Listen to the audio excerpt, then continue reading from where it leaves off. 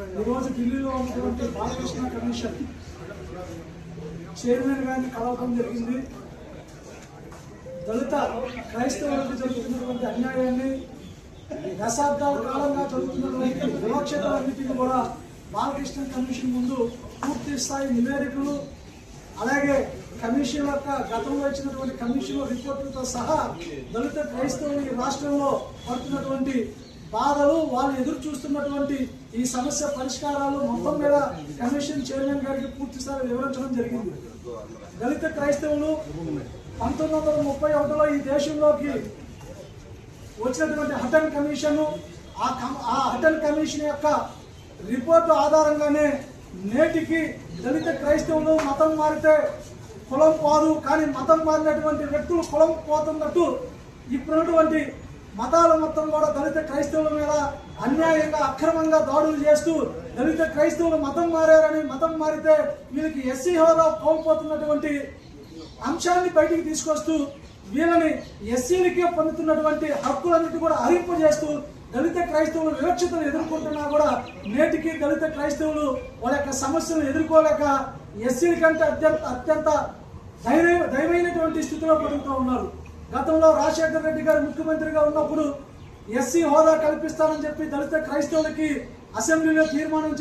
చేశారని కూడా గుర్తు చేస్తున్నా. 2023లో జగన్మోహన్ రెడ్డి గారు ముఖ్యమంత్రిగా ఉన్నప్పుడు దళిత క్రైస్తవులు మతం మారినా కులం మారటం లేదని దళిత క్రైస్తవులకి న్యాయం చేస్తాను అసెంబ్లీలో తీర్మానం చేయడం జరిగింది. 2019లో ముఖ్యమంత్రిగా ఉన్నటువంటి చంద్రబాబు నాయుడు సైతం తీర్మానం చేయడం జరిగింది. నేడు ఎన్డీఏ కూటమిలో ఆంధ్రప్రదేశ్ ముఖ్యమంత్రిగా ఉన్నటువంటి చంద్రబాబు నాయుడు గారు ఎస్సీ హోదా కోల్పోయినటువంటి దళిత క్రైస్తవులు, దళిత ముస్లింస్కి ఇచ్చినటువంటి మాట ప్రకారం, నువ్వు ఇచ్చినటువంటి ఎలక్షన్ల హామీ ప్రకారం దళిత క్రైస్తవులకి ఎస్సీ హోదా కల్పించాలని కేంద్ర ప్రభుత్వాన్ని ప్రశ్నిస్తూ కేంద్ర ప్రభుత్వంపై ఒత్తిడి తీసుకొస్తూ దళిత క్రైస్తవుల మీద మీరు సానుభూతి కనుక నిజంగా సానుభూతి కలిగిన వ్యక్తి అయితే దళిత క్రైస్తవులకి అనుకూలంగా కేంద్ర ప్రభుత్వంతో మాట్లాడి జస్టిస్ బాలకృష్ణ కమిషన్ ని నివేదికని త్వరగా జూన్ 10వ తారీఖు లోపే ఇచ్చే విధంగా చంద్రబాబు నాయుడు గారు కేంద్ర ప్రభుత్వం మీద ఒత్తిడి తీసుకురావాలని కూడా తెలియజేస్తున్నారు. అదేవిధంగా గతంలో మిశ్రా కమిషన్ ఇచ్చినటువంటి 2004 ఇచ్చినటువంటి కమిషన్ ని 2007లో కమిషన్ రిపోర్టు కాంగ్రెస్ యూపీఏ ప్రభుత్వంలో ఉన్నటువంటి కేంద్రానికి అందించినప్పుడు దాదాపు 2 సంవత్సరాలు అనేక దళిత సంఘాలు పోరాటం ద్వారా ఆ రోజు 2009లో పార్లమెంట్ టేబుల్ పై వచ్చినటువంటి మిశ్రా కమిషన్ ని వ్యతిరేకించినటువంటి ఇప్పుడున్నటువంటి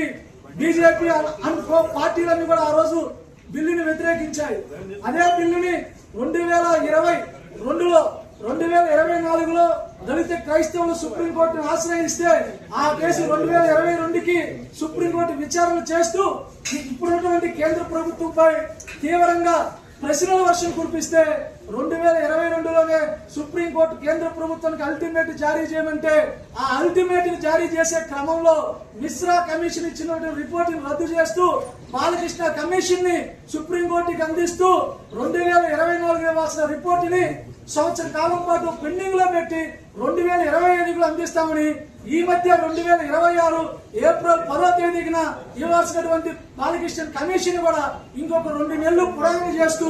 ఈ నెల జూన్ 10వ తేదీకి మళ్ళీ రిపోర్ట్ ఇస్తామని చెప్పి అడగడం కూడా దళిత క్రైస్తవుల మీద క్రైస్తవులను విస్మరించే విధంగా స్పష్టంగా కనబడుతూ ఉంది. నిజంగా ఎన్డీఏ ప్రభుత్వం, నరేంద్ర మోడీ గారి ప్రభుత్వంలో దళిత క్రైస్తవులకి న్యాయం జరగాలంటే ఈ దేశంలో గాని తెలుగు రాష్ట్రాల్లో దళిత క్రైస్తవులు అనుభవిస్తున్నటువంటి క్షోభలు ఇప్పుడు ఆ ముందున్నటువంటి మా పెద్దలు స్పష్టంగా వివరించారు. ఇది రియాలిటీలో చూస్తే దాదాపు 80-90 సంవత్సరాలుగా దళిత క్రైస్తవుల అణచివేతలకు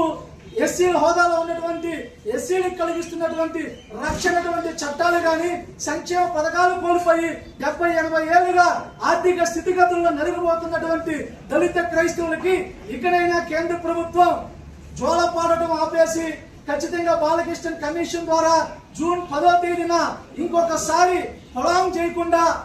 ఈ చట్టాన్ని సమకూర్చే విధంగా బాలకృష్ణ కమిషన్ కి దళిత క్రైస్తవులకు అనుకూలంగా ఇచ్చే క్రమంలో కేంద్ర ప్రభుత్వం చొరవ తీసుకొని ఖచ్చితంగా జూన్ 10వ తేదీన